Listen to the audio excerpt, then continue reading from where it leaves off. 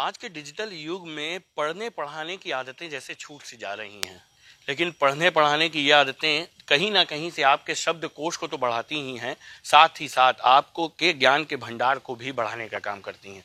इन सब के बीच बनारस समृद्ध रहा है हमेशा अपनी लेखनी और अपने साहित्य और अन्य चीज़ों के लिए। और अगर लेखनी, साहित्य और कथा की बात आए तो निश्चित तौर पर हम मुंशी प्रेमचंद को भूल ही नहीं सकते। मुंशी प्रेमचंद का गांव लमही, जो आज एक मुकाम पर पहुंच चुका है, मुंशी जी की वजह से यहाँ पर दूर दूर से लोग आते हैं। और इस लमही में इस बार मुंशी प्रेमचंद की 142वीं जयंती 31 जुलाई को मनाई जानी है। मुंशी प्रेमचंद की जयंती से पहले हम आपको उनके उस गांव में लेकर आए हैं जहां पर मुंशी प्रेमचंद जी पैदा हुए, पले बढ़े और यहीं पर रहकर उन्होंने तमाम कथाओं और साहित्य की रचनाएं की। आइए हम आपको मुंशी जी के घर के एक हिस्से में लेकर चलते हैं जो अब यहाँ पर लाइब्रेरी के रूप में डेवलप है।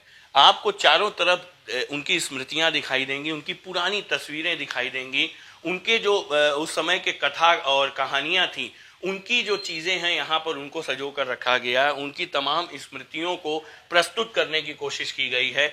जो उनके किरदार थे, उस किरदार में जो चीज़ें थी उसको भी यहाँ पर सजो कर रखने की कोशिश की गई है, चाहे वो कफन हो, ईदगाह हो या फिर गिल्ली डंडा जैसी चीज़ें हों। तमाम चीज़ों को यहाँ पर सजो कर रखा गया। और सबसे बड़ी बात यह है कि आज यहाँ पर वो लाइब्रेरी भी मौजूद है जहाँ पर मुंशी जी की तमाम चीज़ें आपको तो मिलेंगी ही पढ़ने के लिए, साथ ही अन्य रचनाकारों की भी चीज़ें और साहित्यकारों की चीज़ें भी मिलेंगी। यहाँ पर आप देखिए, ये बहुत ही समृद्ध लाइब्रेरी है जहाँ पर चारों तरफ आपको मुंशी जी की तमाम यादें, स्मृतियाँ और उनके साहित्य और उनकी लिखी तमाम चीज़ें मिलेंगी। सबसे बड़ी बात यह है कि यहाँ पर वो किताबें मौजूद हैं जो स्वयं मुंशी जी के जो प्रिंटिंग प्रेस हुआ करता था, सरस्वती प्रेस, उसमें छपी हुई हैं। ये देखिए, स्वराज्य के फायदे, ये अपने आप में सबसे महत्वपूर्ण है और लाखों रुपए खर्च करने के बाद भी ये किताबें आपको बाजार में नहीं मिलेंगी, क्योंकि ये उस समय की उनके हाथों की लिखी किताबें हैं जिनको उन्हीं की प्रेस में छापा गया था। इनको भी यहाँ पर सजो कर रखा गया। हालांकि दीमक और सीलन की वजह से कुछ किताबें खराब जरूर हुई हैं, लेकिन प्रयास बहुत ही अच्छा है। हमारे साथ सुरेश जी हैं जो इस पूरे कहिए मुंशी जी के घर की, मुंशी जी की लाइब्रेरी की, मुंशी जी की तमाम स्मृतियों की देखरेख करते हैं। ऐसा है कि लोग लमही में आते हैं और प्रेमचंद की पहचान जो है किताबों से हुई। हमारा भारतवर्ष गांव का देश है, हमारे भारत की आत्मा गांव में बसती है। प्रेमचंद जी गांव में पैदा हुए, यहाँ के तमाम शोषण, अन्याय, अत्याचार, अंधविश्वास को देखा है, झेला। सोचा कि अगर यह स्थिति है तो हमारे भारत के लिए ठीक नहीं है। तो समय के थपेड़ों ने प्रेमचंद को पहले कहानी बनाया। सबसे पहले प्रेमचंद की कहानी बनी, इसके बाद वो कहानीकार बने। तो यहीं से जब कि हमने देखा तो यहाँ पर कम से कम 22-23 साल से आज जो है प्रेमचंद के विचारों को लेकर के, प्रेमचंद के साहित्य को लेकर के, कि प्रेमचंद जी ने जो है कि देश के आज़ादी से लेकर समाज की आज़ादी तक का संकल्प लेकर के उन्होंने रचनाएं शुरू किया। देश के आज़ादी के लिए उन्होंने लिखा सोजे वतन, जो कि 5 कहानियों का संग्रह है। दुनिया का सबसे अनमोल रतन, शेख मकसूर, यही मेरा वतन है, शोक का पुरस्कार, सांसारिक पुनः देश प्रेम। पहली ही कहानी की एक ही पंक्ति ने अंग्रेजों की बुनियादें हिला करके रख दी कि खून का वह आखिरी कतरा जो वतन के हिफाजत में गिरे वही दुनिया का सबसे अनमोल चीज़ है। तो अंग्रेजों को लगा कि बड़ी क्रांतिकारी किताब उन्होंने जब्त करके आग के हवाले कर दिया। आज तक कोई ऐसा साहित्यकार नहीं हुआ होगा जिसका साहित्य देश के आज़ादी के लिए चिता पर चढ़ा दी गई हो। कोई था तो हमारे लमही से कलम सिपाही प्रेमचंद। प्रेमचंद जी ने देखा कि जो यह बेग अब चल चुका है, अब हमारे देश को आज़ाद होने से कोई नहीं रोक सकता। फिर यहीं से उन्होंने 15 उपन्यास लिखे, जिसमें गोदान, गबन, रंगभूमि, कर्मभूमि, प्रेमाश्रम, कायाकल्प, वरदान, प्रतिज्ञा, सेवा सदन, निर्मला, मनोरमा, रूठी रानी, कृष्णा, प्रेमा, मंगलसूत्र अधूरी रह गई, पूरी नहीं हो पाई। मौत ने किसको छोड़ा है? प्रेमचंद जी को भी नहीं छोड़ा। 8 अक्टूबर 1936 को हम समस्त भारतवासियों को देश की जिम्मेदारी दे करके हमेशा हमसे आगे अलविदा हो गए। तो 15 उपन्यास, 400 कहानियाँ, 3 नाटक, महापुरुषों की जीवनियाँ, विदेशी राइटरों का अनुवाद, ये सब तमाम लिखे। आज हम लोगों का सौभाग्य है कि आज भारत के कोने कोने से नहीं बल्कि पूरे संसार से लोग आते हैं कि वह कौन सा ऐसा शख्स था जिन्होंने कि मानव की पीड़ा को समझा और कहानी से कहानी को बदलने का एक सफल प्रयास किया। तो वह थे प्रेमचंद। कहानियाँ पहले भी थी, उपन्यास पहले भी था, लेकिन भूत प्रेत की कहानी थी, परियों की कहानी थी, राजा रानी की कहानी थी। उस कहानी को प्रेमचंद ने मानव की जिंदगी से जोड़ा कि असली कहानी जो है कि उन्हें असली कहानी ये है। तो आज जो है कि प्रेमचंद के विचारों से, प्रेमचंद के साहित्यों से मैं प्रभावित हो करके लोग कहानी पढ़ करके बताते हैं, मैं कहानी बन करके बताता हूँ और मैं खुद कहानी हूँ। आज मैं जो है कि प्रेमचंद की कहानी को पढ़ा, आज मैं ये सेवाओं में लगा कि लोग आवें, प्रेमचंद को जानें, उसको अमल करें। और जहाँ की प्रेमचंद ने भारत के तकदीर और तस्वीर बदलने का एक स्वप्न देखा। प्रेमचंद जैसे शख्सियत जहाँ कि आज हमारे प्रेमचंद जी विदेशों में पूजे जाते हैं। और जो प्रेमचंद के लिए यहाँ व्यवस्थाएं, यहाँ तो ऐसे जो गेट बना, पार्क बना, मकान बना, स्मारक सरकार द्वारा बनाई गई मुलायम सिंह की सरकार में, लेकिन आज भी सरकार उस पहल में है कि इसको जो है कि और भव्य बनाया जाए, यहाँ पर जो है कि रिसर्च सेंटर जो है बनाया जाए, और इसके बाद जो है कि यहाँ की स्मृतियाँ तमाम जो है कि हों।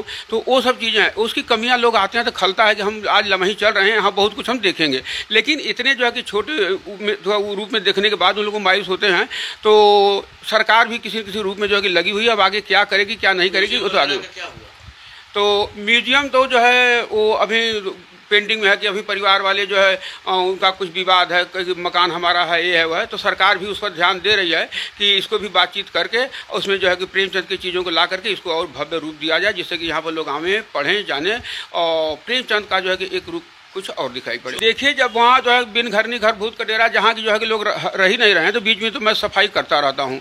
और लेकिन जो कि प्रेमचंद के जैसा म्यूजियम बनाने के चक्कर में है, तो वो चीज़ें जो है कि होनी चाहिए वो अभी तो नहीं है, लेकिन सरकार का प्रयास चल रहा है। वो कब होगा कब नहीं होगा ये तो बात की बात है। और पानी में जो है कि अभी पिछले साल जो है कि जैसा कि यहाँ पर प्रेमचंद के नाम से जो है सुरेश चंद्रा जी 2009 में आए थे, तो यहाँ पर एक पानी की समस्या थी, वो लगाई टंकी, और यहाँ पर कुछ गांव के यही जो है ऐसे लोग जो कि उसको टंकी को तोड़ता दिए, पानी खत्म हो गया। और इसके बाद एक दूसरी समस्या पानी निकासी की और पानी पीने की, यहाँ दोनों समस्या है, लेकिन सरकार से कहा गया तो कहें कि हाँ ये जो है कि इसका काम लगाया जाएगा, इसको जो है कि अच्छे ढंग से जो है कि किया जाएगा। मतलब क्या अभी हम मान के चलें कि उधार के पानी से प्यास बुझ रही है मुंशी जी के गाँव में? अभी तो जो है कि हम किसी तरह से वहाँ से मांग करके जो है कि काम करते हैं, तो बारिश शुरू हो गया, कुछ काम चल रहा है, लेकिन जब चिलचिलाती हुई धूप होती है तो पौधे जैसे लगता है कि जो है कि खुद जब पानी जो है कि मांग रहे, दुहाई दे रहे हैं, तो मैं बगल से जो है कि पानी मांग करके इनकी बाल्टी ला करके जो है सिंचाई करता हूँ, इनको मैं जिंदा रख लेता हूँ। प्रेमचंद संस्थान है और बीच इसकी देखरेख करता है सर, और मतलब बड़ा अच्छा मतलब यहाँ पर हमें लगता है, और इसका इम्प्रूव चल रहा है। मतलब मुंशी जी के बारे में जितनी ही मतलब जानकारियाँ इकट्ठी हो जाए और उनके बारे में लोगों को अवगत कराया जाए, यहाँ पर चल रहा है सर। लमही में आपको लगता है कि लमही को वो सम्मान मिला है जो मिलना चाहिए था? देखिए, सरकार की नज़र इस पर पड़ी हुई है सर, और सरकार से भी निवेदन करूँगा कि इसके ऊपर और भी नज़र अपनी मतलब रखनी चाहिए, ताकि जो उनको नहीं जानते हैं वो भी इन्हें जाने, जो अभी तक जो नहीं जाने हैं इन्हें जाने। ऐसे सरकार का प्रयत्न है कि इसे हाईलाइट किया जा रहा है, जहाँ तक मेरे नज़र में है। तो मैं सरकार से यही नम्र निवेदन करूंगा कि इनको और मतलब विख्यात किया जाए। मुंशी जी को आज सच्ची श्रद्धांजलि तभी मानी जाएगी जो सच में लमही गांव में मौजूद उनके घर को एक म्यूजियम के रूप में डेवलप किया जाए, यहाँ तमाम दुश्वारियों को दूर किया जाए, और इन दुश्वारियों के दूर होने के बाद इस कथा सम्राट मुंशी प्रेमचंद का गांव विश्व पटल पर एक अलग पहचान बनाए और यहाँ आने वाले लोग मुंशी जी को सही रूप में जान सकें। यह बेहद ज़रूरी हो जाता है और सरकार को इन चीज़ों पर ध्यान देना चाहिए। शायद तभी मुंशी जी के इस जयंती पर उन्हें सच्ची श्रद्धांजलि अर्पित हो पाएगी। वाराणसी से कैमरामैन मनोज के साथ मैं गोपाल मिश्र, ATV भारत।